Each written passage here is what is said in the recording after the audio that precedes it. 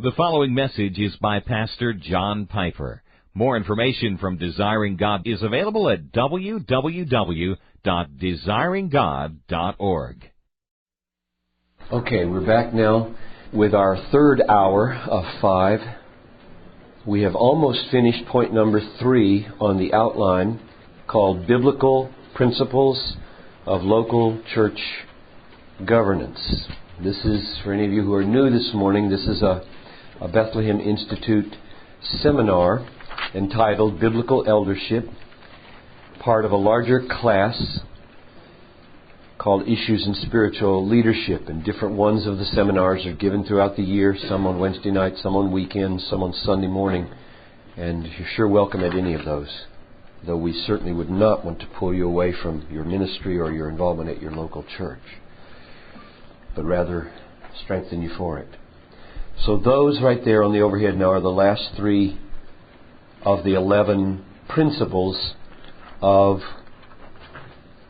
local church governance. Keep in mind that these were all articulated back in the mid to late 80s as guidelines for how Bethlehem would rethink our governance structure to move us little by little towards a more flexible, lean, ministry-oriented, biblical governance structure. These were not the result of that, but the guidelines for it.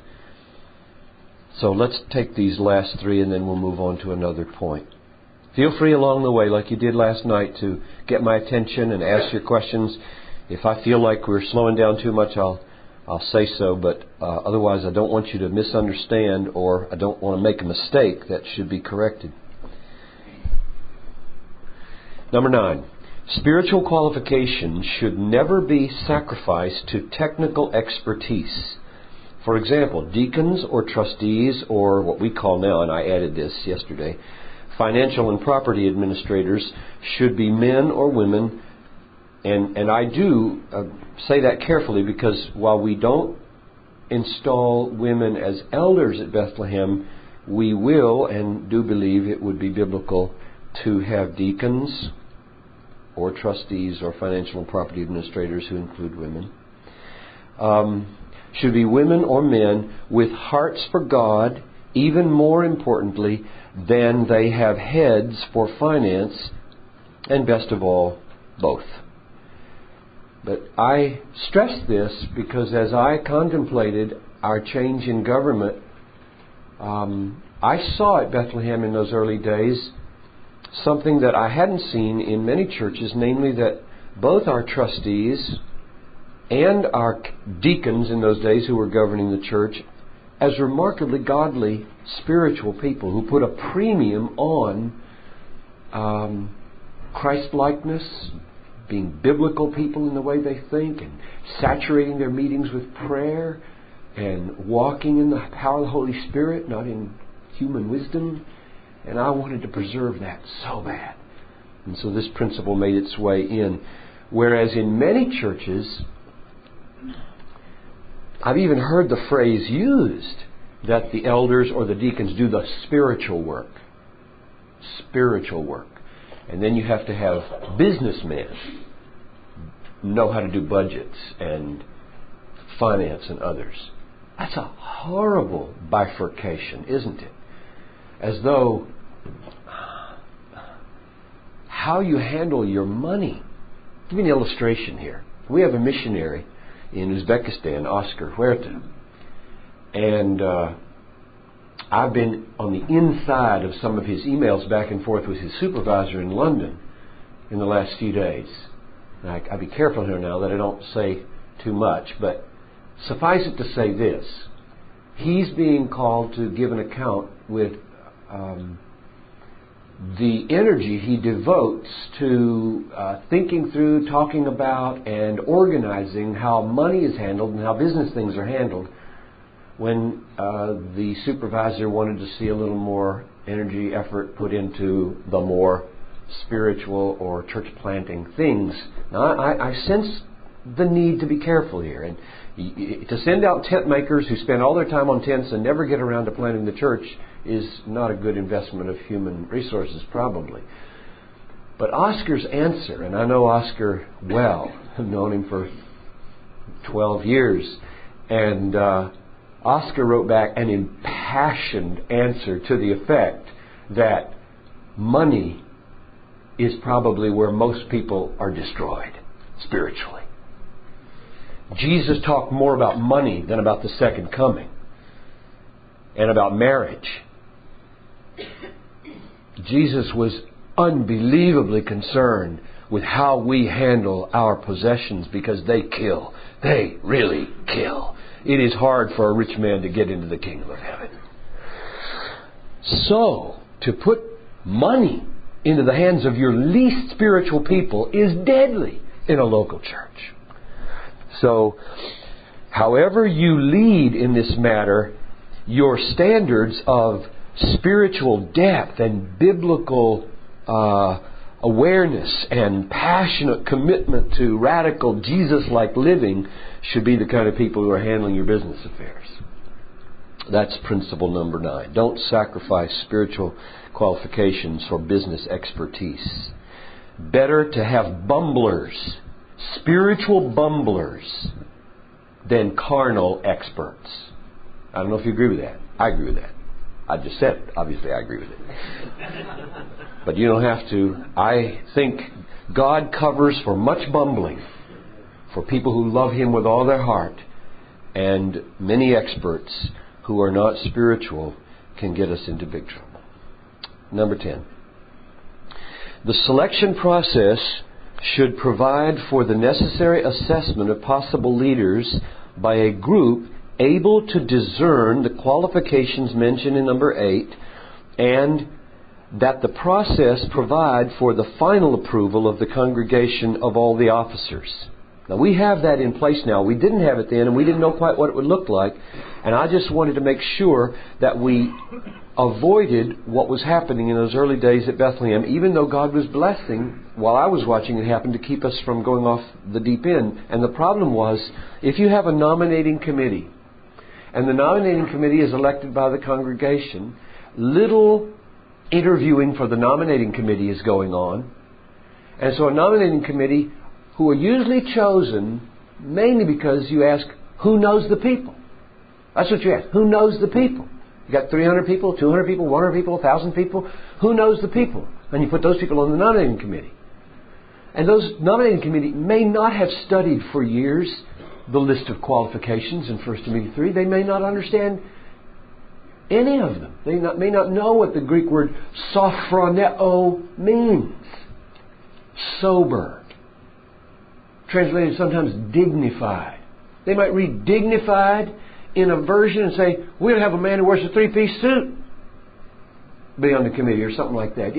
You can't just have popular people serving on or people who know people. You have to have a group who is spiritual, who knows the Bible, who can take the time, give the effort to interview candidates, get to the root, who are gutsy, who will say, now, don't take offense at this, but tell me about your little 9-year-old. He seems to be acting out in Sunday school in a way that seems really troublesome, and we just need to try to get inside what's going on here. Is there something wrong there? And that may not keep a man from serving as an elder, because there may be things going on there that are physiological or whatever. But very few people have the guts to ask questions in the interview process. So now our elders do this, and I'm hoping and trusting that they do it carefully when they interview candidates. So we have, some of you asked last night what our actual process is, and do we have documents that guide them? And the answer to those is yes. We do have lists of questions, and we have lists of the qualifications and how to get at those. Here's the process we follow. We're in it right now, so I'll just tell you what's happening. Somebody, anybody in the congregation or on the council can give us names. So we assemble names. Possible elders. And we have a long list right now. As a council, we pray over those names. We look at those names. And we study those names. And then in conversation, we just say, okay, who seems to be rising to the surface here as somebody we should pursue? And we start sharing names. At that moment, anybody around the council can say, but did you know this? Or are you concerned about this? Or what about this? And that, if others share it, might be enough to put that on hold while somebody deals with that. Or if you don't get that, then you move ahead. Once you've got a smaller list, then we either go in person or we send a letter, say, would you be open to a conversation about this? Would you be willing to talk about this or come to a seminar like this? And if so, then we send, is it two? We have to do two? Two elders go and meet with this person if they're willing to go to that next step. And that is I think, the key moment in assessment. And we get volunteers for that. We just say, who knows this person best? Anybody know this person well? And somebody says, I know them well. And then one other person to go with them. And so they'll meet for however long it takes, over lunch or before or after service or somewhere, and try to get into their lives and see if they are ready to move ahead. Then the next stage, if it's thumbs up, they bring a report back, they share their thoughts. We could stop it right there, we have, or we could go to the next step, which would be invite the person in. Jeff Jacobitz there is at that step now. Jeff came in and we grilled Jeff as a whole council. You got about 15 guys there, and Jeff is answering questions about that. When that's done, then the council comes to a mind. And we really try to come to a mind. I resist running. I don't run it, but I resist. I try to say, I'd rather not have quick call for the question type meetings, but rather, let's talk about this. David, you haven't said anything. What do you say? And Dan, you haven't said anything. What do you think? And let's get everybody not under the table. We want to hear what these men say. And we've been able to remarkably come to pretty large consensuses over big things. Though we don't have to. We don't have any rule that says you have to have a consensus. Some elderships do. We said thumbs up to Jeff Jacobitz, and now Jeff will be put before the people if he's willing. If he's willing to go to that next step, then when the congregational meeting rolls around, he will be affirmed. Oh, here's another piece. We put a little biography of Jeff and whoever the candidates are in our church mailing list and say, this person is about to come. If you know anything that would make this person unfit, please get to the elders. So that's sort of the process. Any questions about that in particular? Yeah, what about?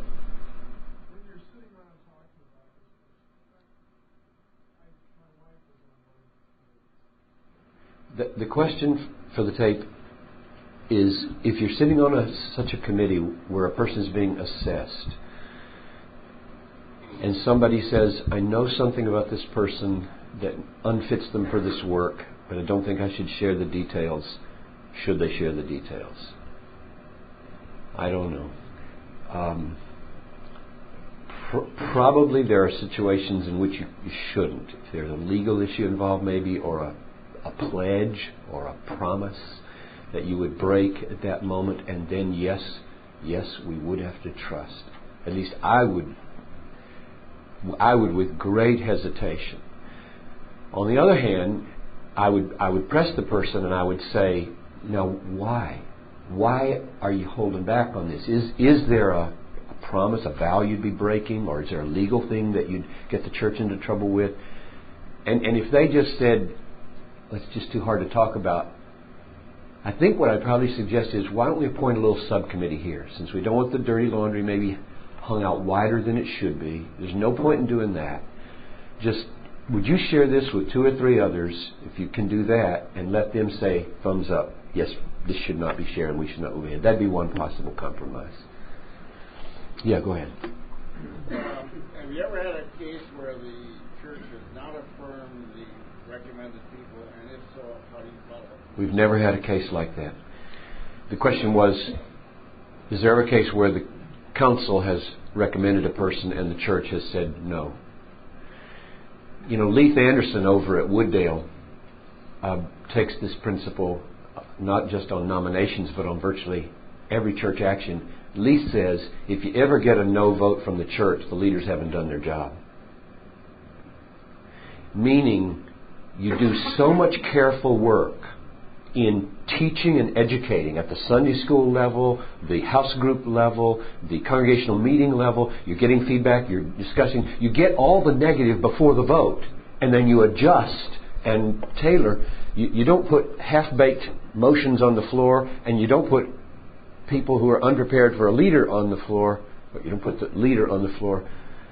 Now, whether that's a principle that can be carried through consistently, I see the wisdom in it. Just do a lot of careful homework. Do your homework so that your people have this sense of trust. These men really work hard, and they bring to us such good people or such good motions or such good plans. It's a thrill to say amen to this leadership. You know, I didn't say this last night, but I thought about it. I was going to sleep because I was reading some stuff. I know that if people don't like the elders or don't like me, say, as the preaching elder, they will call that rubber stamp. You can find negative terminology to describe positive things. Like in this church, the congregation just rubber stamps the elders. Well, that's a negative way of describing what might be a very positive thing. There probably is such a thing as a rubber stamp, meaning a mindless, thoughtless concession to people who say good things and bad things, and it doesn't matter whether they're good or bad, they're our leaders and we're going to... That would be rubber stamp. But to so trust your leaders and to have such competent, rigorous, spiritual, careful leaders that it's a joy to affirm what they do, that's not rubber stamping. And there are other ways too. Yeah, go ahead. I've got a question, kind of going back to point number 9, that if you're making the husband of one wife, how do you make the distinction between a deacon and an elder? Just briefly, the question is, if we have women deacons, how do we distinguish in the list of qualifications where it says the elder shall be the husband of one wife and the deacon shall be the husband of one wife, and clearly a woman can't be the husband of one wife. I don't want to go into detail here because I'm teaching on this on Wednesday nights. I know you probably can't be here, and most of you can't. But I separated out these issues, manhood and womanhood issues, on Wednesday night, 5 whole weeks devoted to that question and ones like it. This, I'm kind of assuming Wednesday nights here, but I'll try to give you a brief routine answer, and it may not be satisfactory, and we can talk afterwards. I think there's a section where it says, and the women, and it can be translated either wives or women, let them be, and it gives some qualifications there under the deacons. What? Verse 11. Yeah, verse 11. That is missing under the list for elders. Now, if it's wives, why isn't it there for the elders' wives, I ask? If you're going to list some qualifications for the females, and they're the wives of the deacons in verse 11, aren't the wives of the elders even more significant to have spiritually fit than the wives of the deacons?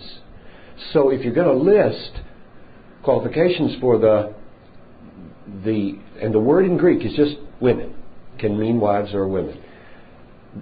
So I conclude, and here I can't prove this, I just say it looks to me like we're talking women deacons here. So he adds it precisely to answer your question. I've just said they're to be the husband of one wife. I don't mean that only men, I mean the men who are chosen should be the husband of one wife. Husband of one wife, not husbands. The accent falls on one wife, not they have to be husbands and therefore women can't be that.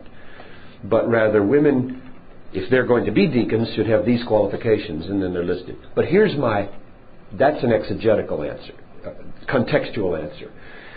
My principial answer is the thing that distinguishes an elder from a deacon in the list of qualifications and in the duties are elders are to be apt to teach, verse 2, and elders govern, chapter 5, verse 17.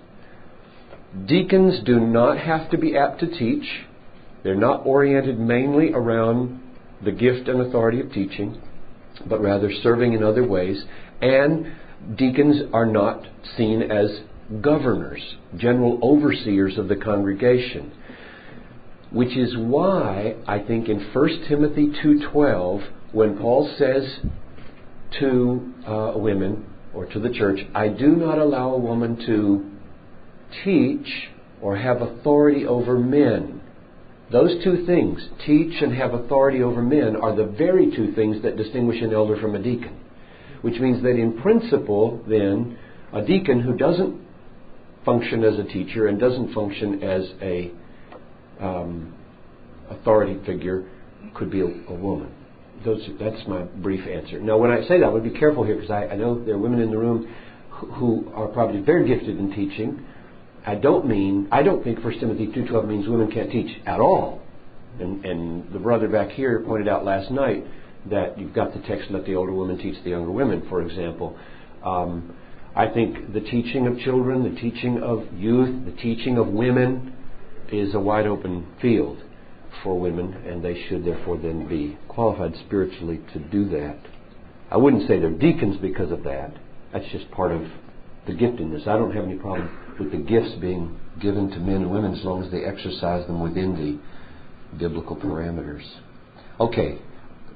One more, and then I'm going to move on. You may want to come back to it later. Are you going to reflect on singles as elders? Let me just say a word about it. What about singles and elders?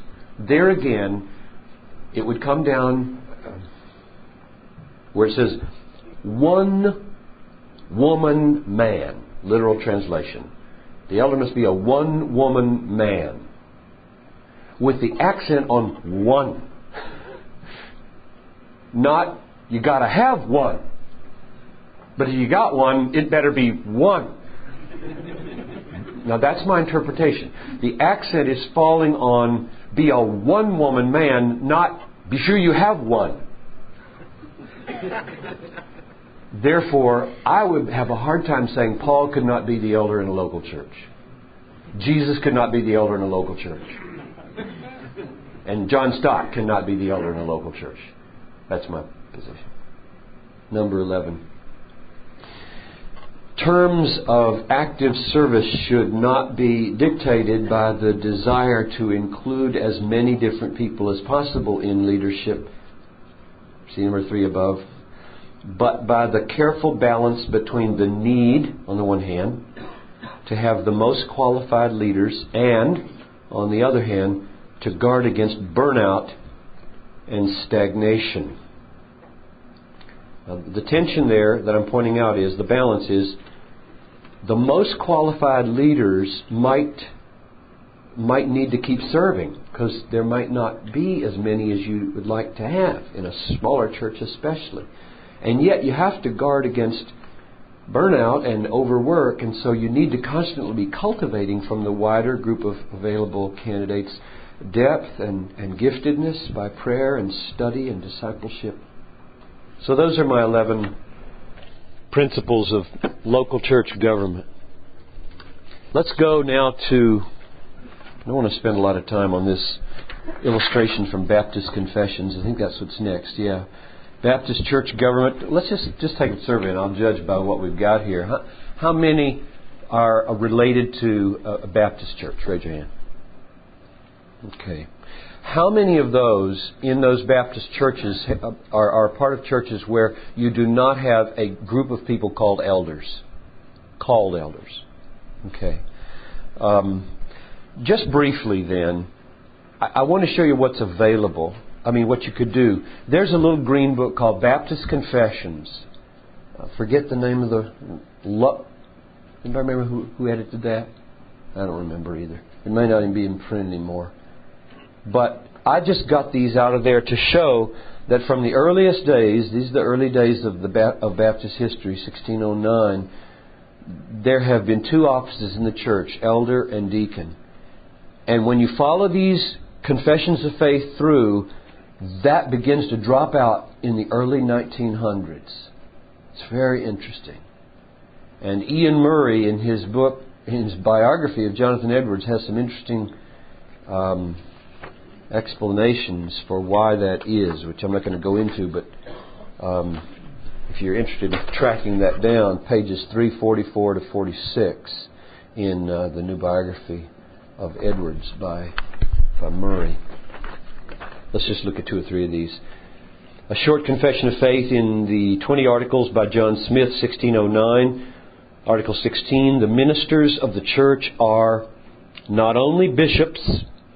Episkopos, this word bishop here is the New Testament translation of this episkopos, oversee, scope, and episcope, overseer. So bishop is just a fancy word in English for overseer, to whom the power is given of dispensing both the word and the sacraments, but also deacons. Not only bishops, but also deacons, men and widows. So the earliest Baptist confession I know about talks in terms of bishops or overseers and deacons as the 2 offices.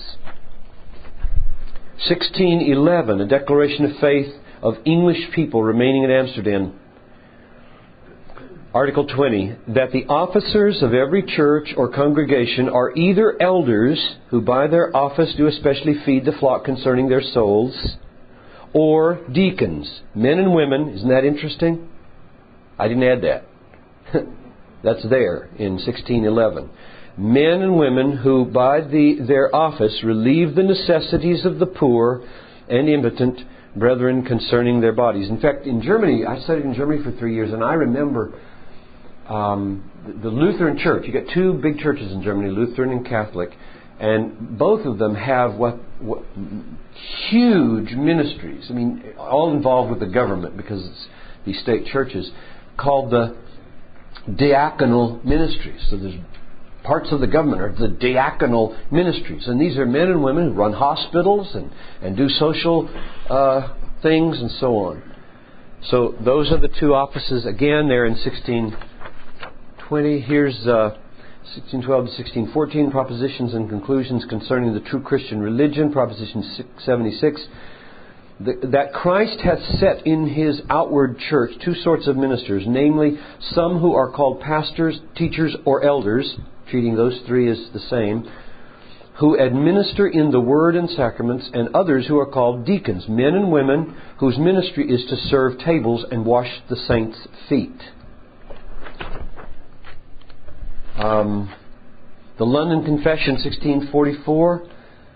It's a little bit difficult to read here. Article 36, that being thus joined, every church has power given them from Christ for their better well-being, to choose to themselves meet persons into the office of pastors, teachers, elders, deacons. I put these little asterisks here because pastors and teachers are omitted in later editions here because I believe to clarify that these 3, pastors, teachers, elders, were considered the same person. Deacons being qualified according to the word as those which Christ has appointed, etc. Second London Confession, 1688, Article 26, Paragraph 8. A particular church, gathered and completely organized according to the mind of Christ, consists of officers and members. And the officers appointed by Christ to be chosen and set apart by the church, so called and gathered, for the peculiar administration of ordinances and execution of power or duty which He entrusts them with or calls them to be continued to the end of the world, are bishops or elders and deacons. Those 2 offices. That's probably enough. Here we're into 1923. We believe Articles of the Baptist Bible Union of America, 1923, Article 13. We believe that a Church of Christ is a congregation of baptized believers, that its officers of ordination are pastors, elders, and deacons. Now there it's not clear that these are the same. Pastors, elders, and deacons. And now, 1963, Statement of Faith of the Southern Baptist Convention, 1925 and 63. The church is an autonomous body operating through democratic processes under the lordship of Jesus Christ. In such congregation, members are equally responsible. Its scriptural officers are pastors and deacons. Which is what then most of us inherit when we go to a Baptist church. Like I did. You bring up elder and they say, that's not Baptist. That's not Baptist. 1925, it's gone. The Word is gone. And so, not easy to accuse. I mean, it's easy to understand the body of believers who grow up in a church. You have deacons and you have a pastor or maybe a multiple staff, but you don't have this animal called elder. And so you hear that across the town, all the PCA churches and the PCUSA churches and the Reformed churches, they have elders, and so this is not Baptistic. And that's just historically naive, as I hope you now see. And I had a comment on tradition just to say, that doesn't prove anything. I mean, confessions of faith do not prove that it's biblical. I just want you to know that wise and godly leaders have concluded in Baptist traditions that the two offices of the church are elder and deacon. Questions about Baptist history or anything like that? I don't want to spend too much more time on that. Let's get back to the Bible here. Yeah, go ahead.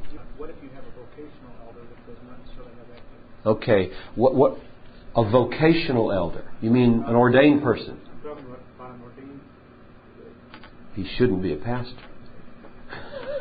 Now, but let me clarify.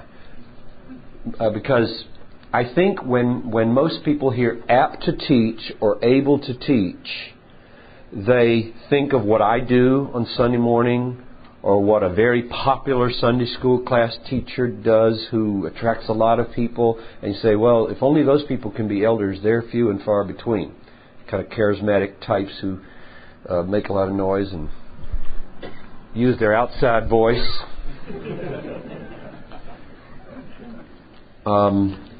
Here's the way we understand apt to teach. We bring in alongside that text in 1 Timothy 3:2, Titus 1:9, which goes like this. He must hold firm to the sure word as taught, so that he may be able to give instruction in sound doctrine and also to confute those who contradict it. Elders have to be able to do that. But I don't think they have to be able to do it in public. In other words, to be a charismatic upfront figure who is a dynamic leader and a winsome communicator, that's not necessarily what the apostles are looking for. What they're looking for are people who can recognize the sure word as taught. That is, as the apostles have taught it. They can get in the apostolic mind, they read their Bible carefully, they understand what it means, they can articulate it plainly, maybe in a one-on-one setting, counseling setting, crisis setting. They can sniff out false teaching and spot it, and they can go to the Bible and find answers for the false teaching and present their answers. So there's a difference between, I think, apt to teach, meaning competent in the Word, able to correct false doctrine at different levels. But every elder should have that gift. Otherwise, he's not going to be a contributing member to this council with the kind of biblical insight that he should. So there probably are pastors who don't have that gift who shouldn't be pastors. But don't judge them on some kind of style issue or upfront kind of charismatic, gifted issue. Let's go to our next unit, which is other names. We're on number 5 now. Other names for elders in the New Testament. My aim here is to argue that 4 terms in the New Testament, bishop, overseer, elder, and pastor, are the same person. Not that the words are identical in meaning, but that they refer to the same person or office from different angles. So, let's start with number 1. Bishop/overseer. There are not 2 Greek words in the New Testament, one for bishop and one for overseer. Episkopos is the word behind both of those translations. The English term bishop means overseer and is sometimes used to translate the Greek word episkopos, which means one who over, epi, sees, skopos. There are at least 4 reasons to consider this term bishop or overseer as equivalent to elder in the New Testament. Reason number 1. A comparison between Titus 1:5 and Titus 1:7. Here's Titus 5-7. I'll read it. For this reason I left you in Crete, Titus, that you would set in order what remains and appoint elders in every city, as I directed you. Namely, if any man is above reproach, the husband of one wife, having children who believe, not accused of dissipation or rebellion, for the overseer must be above reproach as God's steward, not self-willed, not quick-tempered, etc. Now my understanding of that is that switch is not a switch in meaning. Just a switch in the way you look at the same person. Because there's no indication here that I can see that a new group is being addressed here. But rather, here the group is called elders, and here the group is called the overseer. And this gets at his task, and this gets at his maturity. So that's argument number 1. Anybody think I'm missing something here that looked like the same person to you? Do you happen to have offhand the Greek word for elder that they're using? Presbyteron. The Greek word for elder is presbyteron, from which we get Presbyterian. Presbyteros. Presbyter. Reason number 2. Comparing Acts 20:17 and 20:28. Here's the point. Acts 20:17. From Miletus Paul sent to Ephesus and called to him the elders of the church. And then he gives this long message to them. And in verse 28 he says now to these elders, be on guard for yourselves and for all the flock among which the Holy Spirit has made you overseers. You elders, overseers. He's made you overseers. To shepherd, that's going to be one of my arguments for forsaking pastor to mean the same thing.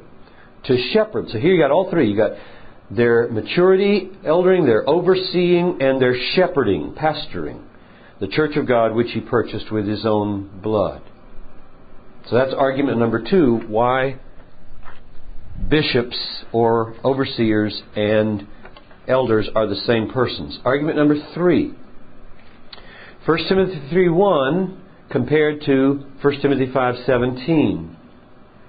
In 1 Timothy 3:1, if anyone aspires to the office of bishop or overseer, episkopos, he desires a noble task.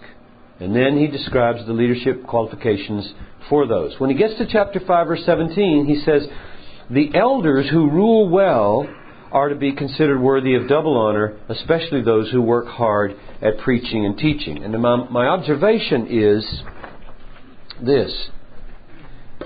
In 1 Timothy 3:1, Paul says, if anyone aspires, etc., then he gives the qualifications for the overseer bishop. Verse 2, unlike the deacons, the overseer must be able to teach. And in verse 5, he is said to be one whose management of his own household fits him to care for God's church. These two functions are ascribed to elders in the 5th chapter of this book. 1 Timothy 5:17, teaching and governing.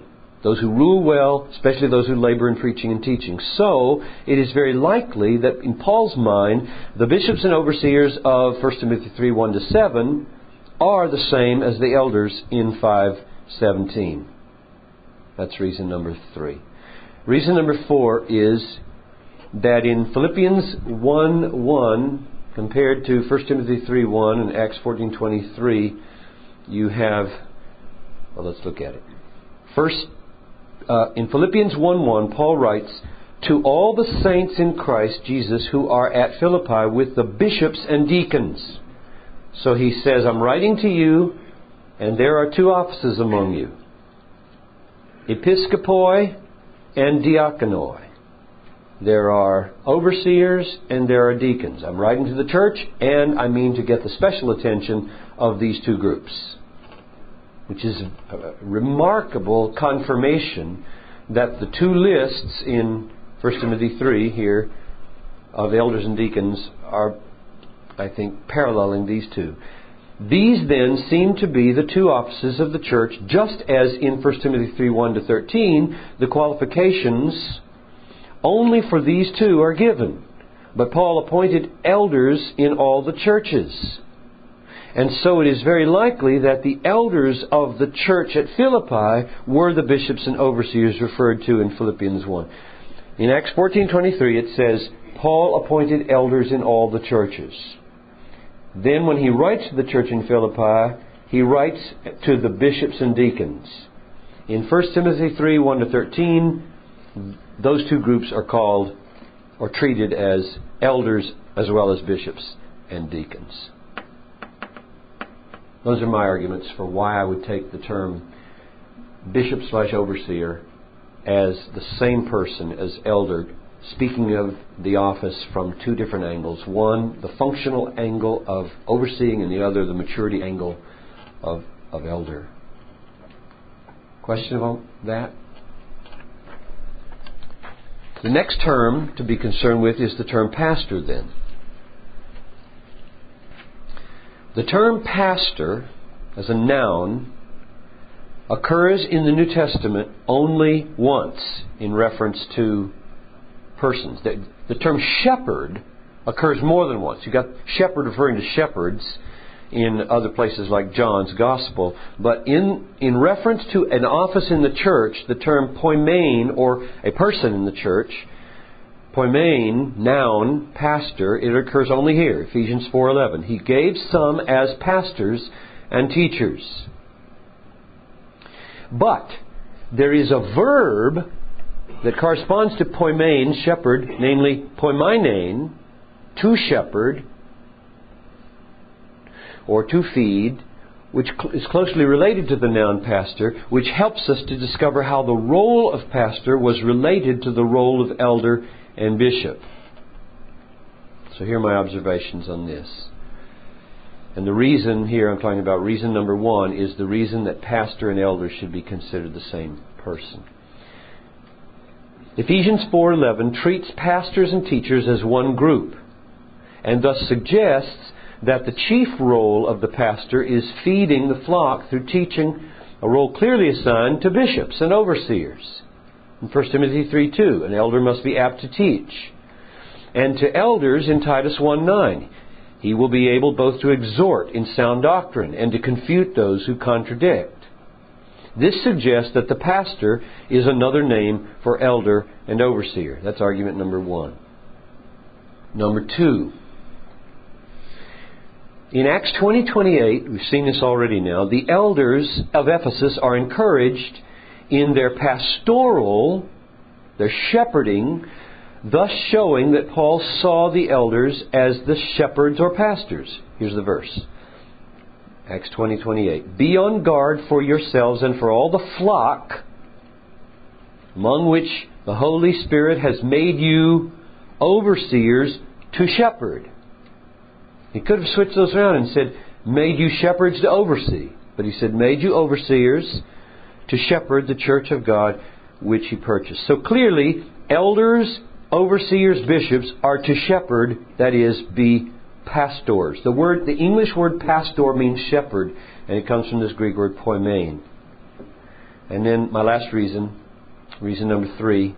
In 1 Peter 5:1-2, the elders are told to tend the flock of God that is in their charge. In other words, Peter saw the elders essentially as pastors or shepherds. I exhort, here's the actual text, 1 Peter 5:1-2. I exhort the elders among you as your fellow elder and witness of the sufferings of Christ, so he considered himself an elder, and a partaker also of the glory that is to be revealed, shepherd the flock of God among you. So elders, shepherd. Elders, shepherd. That is, pastor. All right? Separate functions between shepherd and pastor. Pastor means shepherd. Here's my conclusion. The New Testament only refers to the office of pastor one time.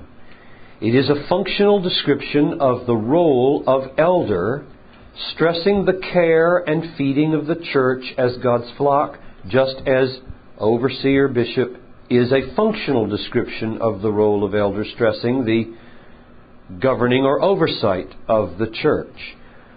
We may conclude, therefore, that pastor and elder and bishop overseer refer in the New Testament to the same office or person. This office stands alongside deacon in Philippians 1:1 and 1 Timothy 3:1-13 in such a way as to show that the two abiding officers instituted by the New Testament are elder and deacon. We will treat the function of these two offices in turn. That's not true. That was part of a document that I took this from. I'm not going to talk about deacons. Questions about this terminology. So this is major. The implications of this in my mind are very significant. Here are a couple of them at Bethlehem, and then I'll take your question. This means that John Piper, for example, is an elder and a part of a council or college or camaraderie of elders, and that the pastor, which is still in the vocabulary of many of our people, yeah, but who's the pastor? I said, well, you don't get it. You don't get it yet. We're all pastors, and we're all elders, and we're all overseers on this council. John has an assignment from this church to do certain things as an elder. He's not the pastor, which is probably why my title, Senior Pastor, is just a little bit... The word senior, what does that mean? I think I am, in fact, after Irv, the oldest elder. Irv is our oldest elder. I'm next. So you're the senior pastor. That's cool. I never thought of that. That's one implication. I'm one, and I have one vote on this council. That's another implication. I don't legally or officially make choices that these other men have to follow. We make choices. This group governs the church. Okay, back to the question back there. Is more in how they carry out pastors rather than the terminology, because that's right. Under your argument, the terminology is correct. That's right. I know, though, what this is communicating to the average church. Oh, I better repeat the question. The question is, does my disaffection with that 1963 Southern Baptist article on offices that says there are two offices, namely pastor and deacon, really I don't have a problem with that if I fill up the word pastor there with all this teaching I just gave you in the last 10 minutes. That's true. However, the average person doesn't fill it up with that teaching, and when they think pastor, they think preacher on Sunday morning, and then there's a board, and they are deacons, and they run the church, by and large, in the average Baptist church. They are the governing board. They don't think of in fact, in some of them, the pastor isn't a part of that board. He may sit ex officio on all boards, which may or may not mean he votes. I mean, there's all kinds of different variations of it. Well, I could tell you some stories here, but I think I'll get too far afield. So you're right. Literally, you're right. I shouldn't fault the terminology there. I should simply try to fill it up with a New Testament meaning that when it says there are two offices, pastor and deacon, what it means is there are pastors, elders, overseers. They are always a plurality in the New Testament, and they are together. Not one of them is the overseer, governor, guide of this church. And then there are these helpers and assistants who carry out the nitty-gritty financial and practical things called deacons. Other question or comment? Yeah, Mike. And then the term teacher, as in Acts 13:1, another synonym for elder? That's a good question. There were teachers and prophets, and what are there were three things? Just prophets and teachers. Prophets and teachers gathered fasting and worshiping there. And I hadn't thought about that. Probably. The question is, does the noun teacher in a text like Acts 13:1 mean that's just another synonym of the same office? Probably, in view of Ephesians 4:11, he appointed some pastors and teachers, pastors/teachers. What's the support that says that there should be Good question. What's the biblical support or warrant for saying that there should be such a thing as vocational pastors or elders if they all have the same task? Here's Ross Anderson, who's a medical doctor, and here's Irv, who's a retired teacher, and here's Dan Elder, who is a flight attendant for Northwest, and I could just go right around here and say, now why do you hire somebody like me and pay me full time when we're all really to be doing the same thing? And the easiest biblical answer to that is 1 Timothy 5:17, where it says, the elder is worthy of double honor, who rules well, especially those who labor in logo kai didaskalia. That's the especially. Some among the elders rise to the surface of being called by God and affirmed by the church as devoting their whole life to this, whereas others are tent maker type elders, you might say. At least that's my understanding of why some come to do it full time, because it becomes a more full time job the larger the church gets. But I'll tell you how I think. I think that at any time, any one of these lay elders, as we call them, could stop working and become full time here if the church called them to do that. They wouldn't have to go back to seminary either. They would just prove over the years that there's a competency, there's a gift, there's a special thing that they're good at, and maybe, Irv already kind of does that full time because he's retired now, at least a lot of time, and some put in more and more, and God can do that. And I think we probably should structure the elders so that elders do grow up into that. That's one of the reasons we have a TBI, the Bethlehem Institute. We just want to teach and disciple and lead in such a way that at Bethlehem, and then for anybody who wants to come besides, there's this constant rising of the general tide of biblical understanding so that God can just touch different ones around the church and bring them up into effective ministry in different ways. And who knows when that may become full time. At any given time, God just may burn into a man's heart. I'm tired of punching computers. I just burn to do evangelism full time, or burn to do counseling, or to do visitation or something, and I just can't stand spending my time at work anymore. That's a good sign of a call. Another question before we move on? Are you saying that if a person is a teacher, that means that he is an overseer or elder? The question is, if a person is a teacher, does it mean he's an overseer and elder? The answer is no. We must distinguish here between office and gift. There are a lot of gifted Sunday school teachers, for example, guys who teach little kids and youth and adults. And there are women who are gifted teachers who teach women and children and others. That they fulfill that function does not automatically make them an elder, because there are a lot of other things that have to be in place as well. When you hire pastoral staff, are you intentional about bringing them on as elders? Question, when we hire staff, vocational staff, are we intentional about bringing them on as elders? The answer is sometimes and not other times. Here's the example. We automatically treat ordained pastors as elders, because I think you'd have a built-in contradiction, because that's what it means to be ordained. It means to be a pastor / elder / overseer. And if you hire somebody then say, and you can't serve on our council, you say, you're breaking your own terminology here. And we do. So that's a given. However, we hired Sally Michael, along with her husband, to be a minister for parenting and children's discipleship. Very consciously thinking through the terminology here. Minister, not pastor, not elder, not overseer. Because she's a woman, she's excited about this. And so she has this incredibly important job of nurturing and guiding, helping our children. She has a gift to teach big time. And that doesn't make her an elder automatically. So we don't call her with a view to the eldership.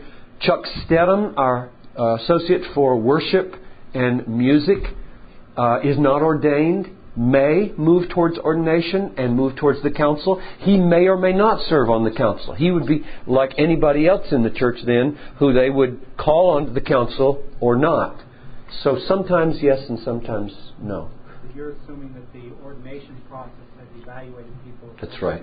Though yes. The question is, do we assume the ordination process has evaluated people adequately? Yes and no.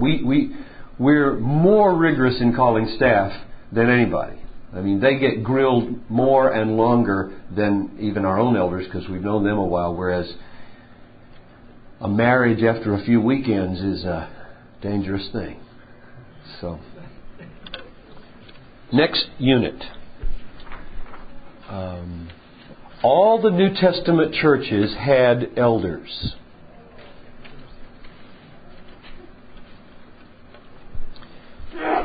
Let's verify this as much as we can with some texts. There were elders in the church at Jerusalem. Acts 15:2. When Paul and Barnabas had great dissension and debate with them, the brethren determined that Paul and Barnabas and some others of them should go up to Jerusalem to the apostles and elders concerning this issue. So already the apostles had seen to it that not only according to Acts 6 had deacons been appointed by the congregation, but somehow or other elders had come into existence. Didn't tell us how, just said they did. So you've got elders, you've got some people functioning like deacons at least, even if they weren't called deacons, who managed this feeding of the widows, and you've got elders who are going to help solve this theological dispute. So the church in Jerusalem has elders. Secondly, there were elders in all the churches that Paul founded. Acts 14:23. When they had appointed elders for them in every church, having prayed with fasting, they commended them to the Lord in whom they had believed.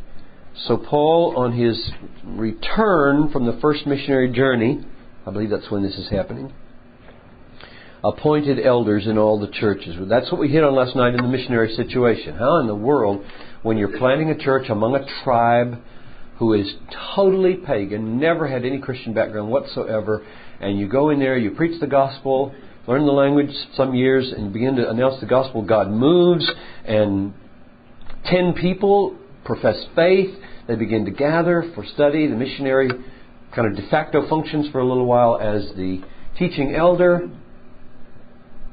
Then what? Well, something has to happen to bring them about at the beginning, and then those processes we talked about earlier can carry on after that, perhaps. There were elders in Ephesus, Acts 20:17. From Miletus he sent to Ephesus and called to him the elders of the church. And what's so remarkable about some of these verses is that there's no great to-do about observing that there are elders here. This is just assumed. You read a verse like this, and you say, Paul's just assuming they're elders in all the churches. It's a given. Elders in all the churches of Crete, this island of Crete. Titus 1:5. For this reason I left you in Crete, that you would set in order what remains and appoint elders in every city, as I directed you. So there's this broad sense that doesn't matter what culture. You've got a Crete culture, you've got an Ephesian culture, you've got a Roman culture, you've got an Antioch culture, you've got a Jerusalem culture. Culture's not an issue here. There's got to be elders. Or something corresponding to that role. Finally, two more. Elders in all the churches of the dispersion of the Roman Empire. James 1:1. James, a bondservant of God and of the Lord Jesus Christ, to the 12 tribes who are dispersed abroad, greetings. Now I just put verse 1:1 up there, and then I'm going to jump to chapter 5 to show to whom this letter is written. It's written like a shotgun approach to all the either Christians scattered like Jews or Jewish Christians. There's a disagreement about how to interpret that verse. But it's very broad, all over the dispersion. Now chapter 5:14. Is anyone among you sick? Then he must call for the elders. It doesn't say, and if there happen to be elders in your church, make sure you use them. It's an assumption. He writes this broad letter all over the world, and he says, now when you get sick, call the elders. And he didn't expect anybody to be reading this letter and say, what are they? Which is what would happen in many Baptist churches today, is that people say, we don't have elders. So how are we going to obey this verse? And they don't obey this verse. Many don't. We do a lot of this. We keep oil in our prayer room. We keep oil in the offices. We meet with people.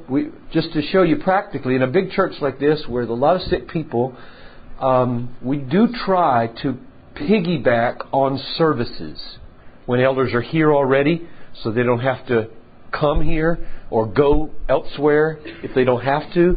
So after a service, somebody will call and say, my child is going in for surgery, so-and-so, it's really serious. Would you please anoint my child with oil and pray over her? And we'll say, how about 12:15 on Sunday? And we'll just send out the word to the elders. Come if you can. And 2, 3, 4, 5, 6, 7 elders show up in the prayer room down there. The oil is there. How do you anoint? What does anoint mean? Why did he anoint? Answers are very varied. I'm not sure why, but we do it. And when I do it, I basically pour a little bit on my hand and rub it on the forehead here, or put it on the head. I haven't gotten the nerve to just pour the whole bottle on anybody's head yet, although I know that I had one person. Who was that? It was Glenn. It was Glenn Larson. He wouldn't mind me telling you this. I went to visit Patty. She died, 38 years old, of cancer. We anointed Patty with oil several times, prayed over her 100 times. And it was God's time. For some reason we didn't understand. Left her 4 kids behind. But we went out there one time. She was in her living room in her bed, near death. He said, just pour the whole bottle on her. We did. It was small. She hardly had any hair anyway. She had no pretenses to keep up anymore, about. He said, maybe it just means pour it all out.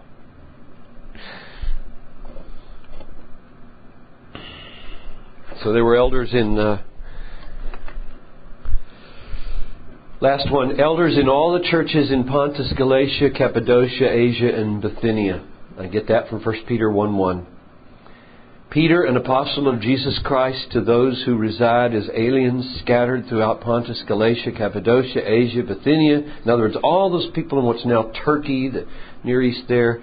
And then he gets to chapter 5 and he says, therefore, I exhort the elders among you, shepherd the flock. No question if there are elders among you. The assumption is by James, by Peter, by Paul, from Jerusalem to Rome and everywhere in between, that every church has elders. It's a given. There's not a church in the New Testament without multiple elders. And so one of the brothers here was pointing out to me that Believers Chapel down in Dallas, they don't think church structure is very ambiguous in the New Testament, but that is pretty clear, and they're pretty firm in what they teach about it. And you can see why on something like this. Now, question about anything like that the presence of elders in every church in the New Testament, implying that probably if you're leading a church right now, or if you're a layperson, you should patiently teach on these things until your people are ready to put in place appropriate structures. Question? In all fairness, too, it's kind of surprising you don't mention just the carryover from Judaism. Growing out of the whole context of elders. Good. The observation is there were elders in the Old Testament. I just read about numbers, the 70 elders, for example. There were groups of elders who helped Moses. There were elders in the concept of elders is not the creation of the early church. It was there already. What's interesting, though, isn't it, that quite apart from cultural differences. You might expect it then to be in Jerusalem, where you got a Jewish church, but all these churches in Cappadocia and Asia and Bithynia and all the churches in Rome and then probably in Spain, it seems like this is something we're taking with us right across the cultures here. I don't think you have to call them that, though why not, since the New Testament does. But any other observation or question? Yeah. When I talk about elders around Baptist circles, frequently people respond with, that means the old men in the congregation. What do you say to distinguish or to clarify office versus old men? Question is, what do we say to distinguish office of elder from old men? The word can mean both. In fact, there's one place in Timothy where it says, tell the younger men how to treat the older men as fathers, something like that. And it's the same word, presbyteros or presbyteroi. And how do you then distinguish? Well, I suspect that in Paul's mind, there is a maturity factor that you just shouldn't overlook. They should be older. But then the question becomes, what does that mean? And what if your church is all young? And here's a possible answer to the first one. I just read also in Numbers, I think it's in Numbers, maybe it was Leviticus, that the priesthood serves from age 30 to 50, and then he must retire and become one who then teaches and equips the others. So the cutoff is age 50 and starts at 30. So it may be that if you wanted a round number, 30 might be when a person enters into the elder half of his life. Keep in mind also life expectancy in the first century. What would it be? Maybe upper 40s? I don't know. Depends on the culture, probably. 50. So probably a person, and keep in mind this too, in America we have institutionalized adolescence so that it lasts until you're about 22. Well, in that culture, at 12, 13, you enter into manhood through some fairly significant processes of passage. You begin to work as an apprentice with your father or something, and you get married when you're 16, 17, 18 years old, and you're having children by the time you're 22, 23, 24, and you are a seasoned man in your mid-20s, probably. So to wait till 30 would mean stretching it. I mean, these men are saying, I'm not going to live much beyond 30. I'm already feeling worn and old, and yet here in America, well, we drag out growing up horribly. I mean, I don't know what to do about it. It's just a mess the way we bring children up into adulthood in this country, it seems to me. That's another factor to take into consideration. However, it looks to me like in 1 Timothy, elders and deacons, the word is taking on an official, not just an age meaning. So that I'd want to be careful saying it has to be an old person. That's the best I can do. I don't have any lines to draw for you. We don't have any here at Bethlehem. We don't have anything written in our Constitution. Can't be under 30 or 25. I don't know. Who would be our youngest elder? Anybody got an idea? Are you the youngest, Dan? How old are you? 37? Dan's probably our youngest elder. I would not be opposed to calling somebody younger than Dan. But another one back there. Yeah. Maybe I misunderstood his question. It sounded to me like he was saying that the people were coming to him and saying that basically an elder is anyone that's older in the church, and that's what the term is referring to. Okay. Is that what you meant? Okay, people are coming. I'm sorry, I wasted 10 minutes. People are coming and saying anybody who's older in the church is what the term is referring to when it says elder. That just won't work in 1 Timothy 3. Let the elders be above reproach, be this, because they're going to fulfill an office. and they need to be tested to enter into this office. So I don't think that would be too hard to answer. Any other question?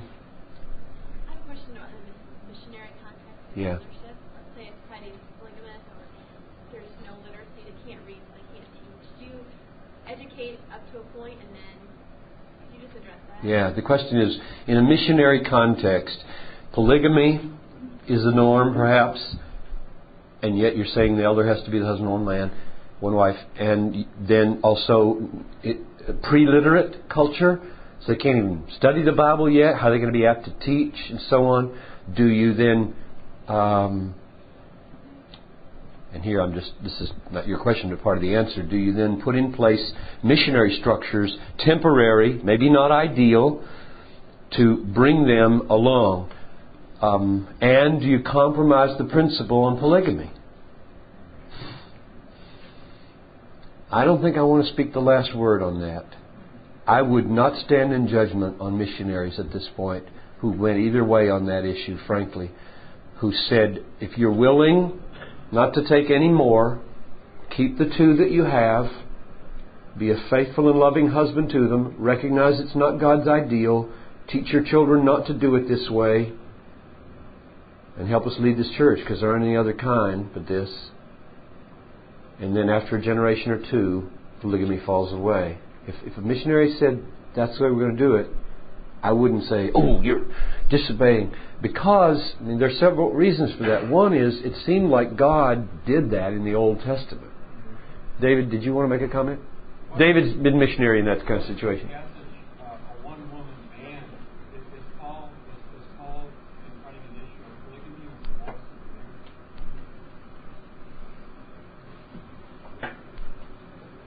Yes, I think he's.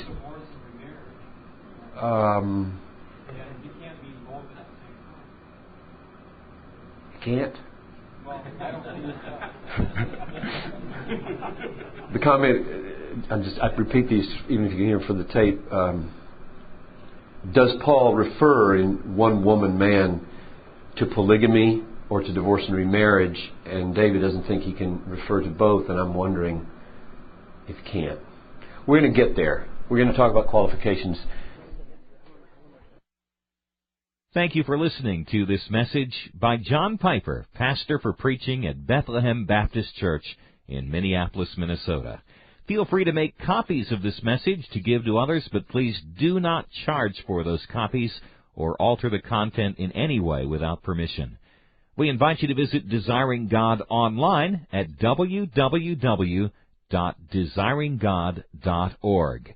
There you'll find hundreds of sermons, articles, radio broadcasts, and much more, all available to you at no charge. Our online store carries all of Pastor John's books, audio, and video resources. You can also stay up to date on what's new at Desiring God. Again, our website is www.desiringgod.org. Or call us toll-free at 1-888-346-4700. Our mailing address is Desiring God, 2601 East Franklin Avenue, Minneapolis, Minnesota, 55406. Desiring God exists to help you make God your treasure, because God is most glorified in us when we are most satisfied in Him.